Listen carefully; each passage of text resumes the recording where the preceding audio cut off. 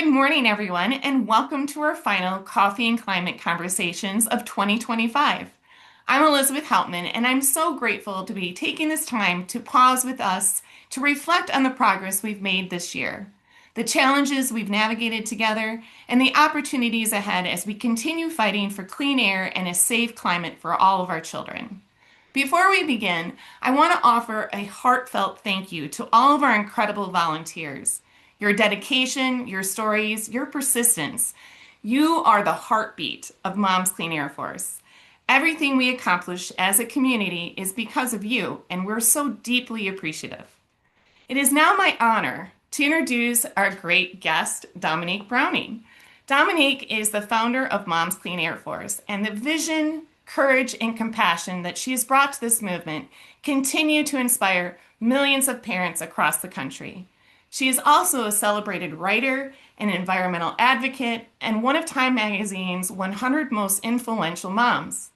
Dominique has been a powerful voice in protecting our communities and the natural world, and her leadership continues to guide and ground our work.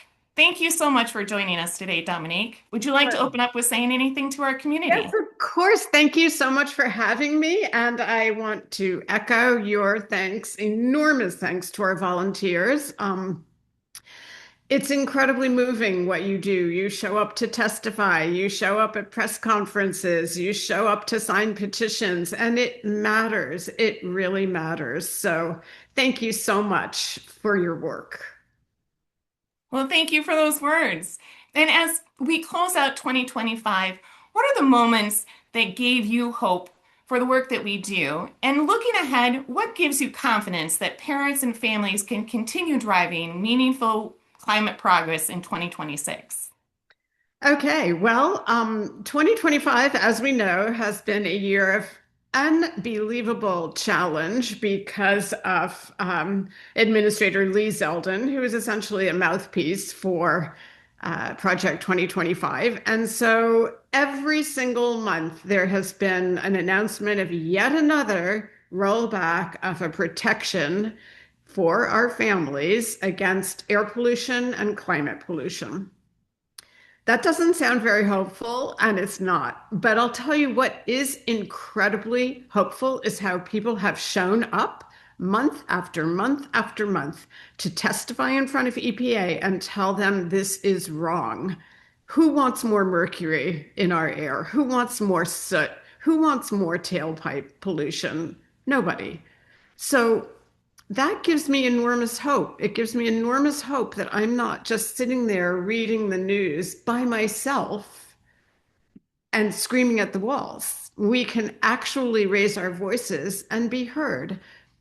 And it also gives me enormous hope to know that we all understand we're playing a long game.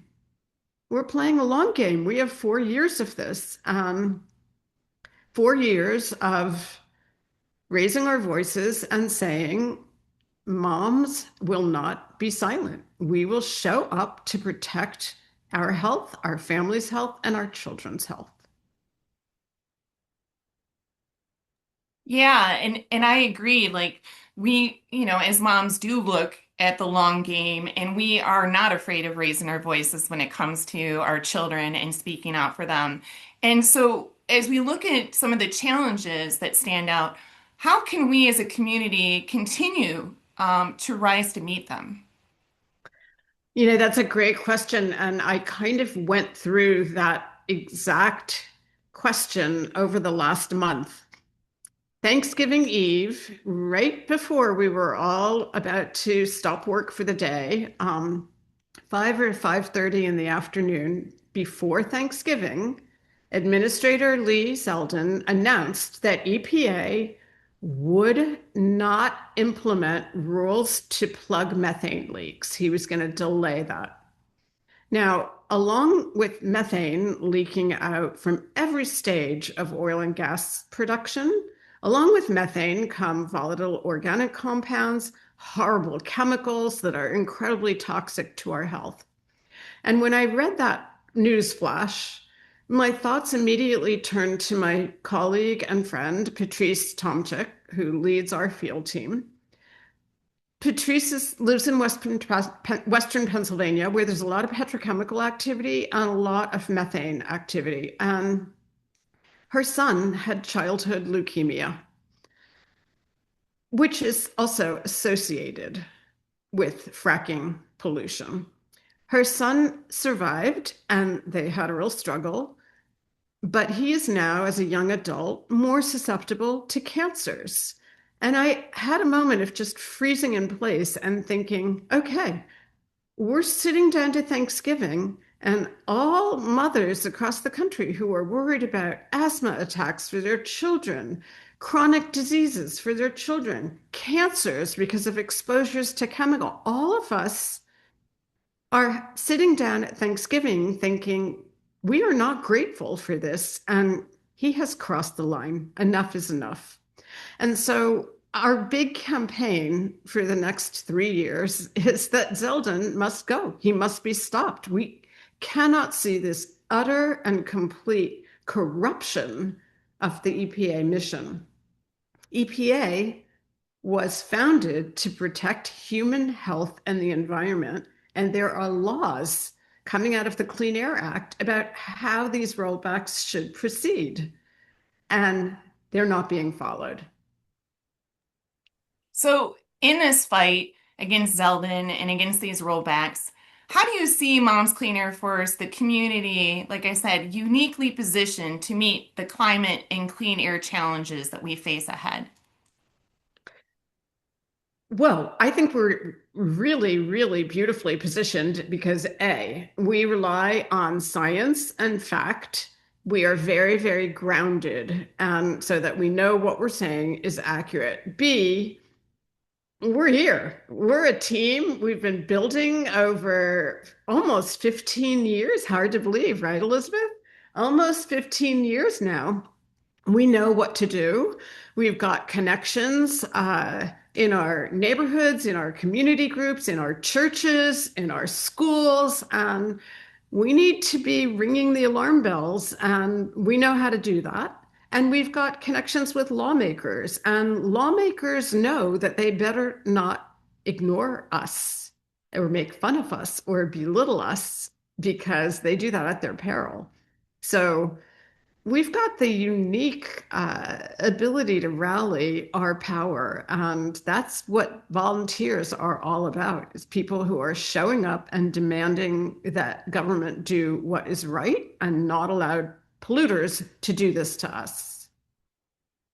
And thank you for your leadership on that. I've been with you for 13 out of those 15 years, and it has been really wonderful to see how our community has grown and just meeting folks and hearing their stories. And I'm sure, I'm going to ask you, and I'm sure there's many of these, but is there a moment from our Moms Clean Air Force community this year that really stayed with you, something that captures why this work matters so much?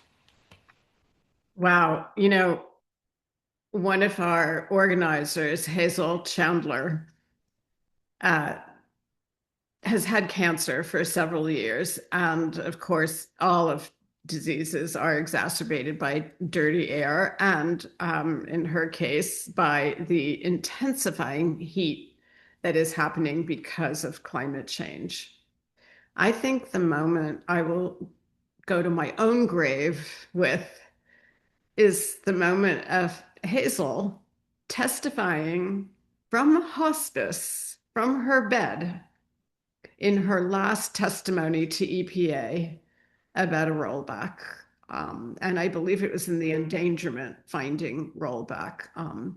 And that is the effort by EPA to basically stop regulating climate pollution. Hazel is somebody who had to use oven mitts because the metal railings on courthouses were so incredibly hot that it would burn her thin skin. She's an older woman, and our skin thins, and we are more susceptible to burns and sunburn and all the rest of it, as we know, as I know. And Hazel was a true fighter from deep in her heart. When I get overwhelmed, I just think about Hazel. and think, what would Hazel do? Boing! I agree. I have those moments as well, and we are so fortunate that her words and spirit are embodied on our website. For folks who haven't had a chance, I encourage you to read her testimonies. Please bring a box of tissue. Put it right next to you when you do, because it is some of the most heartfelt testimony, and I happen to agree with you, Dominique. She is imprinted on my heart and my mind forever, and I'm so very grateful that she was part of our mom's team. And finally, I just have one, just final question for you. And if you could leave our members with one thought or action to carry into 2026, what would it be? Well, it actually comes out of the Hazel conversation we just had. Hazel was a mother, a grandmother, and a great grandmother. And I think stepping back and remembering and thinking about and honoring the responsibility we have to the generations that follow us, our children, and the children they may have someday, I think that keeps a person very, very grounded.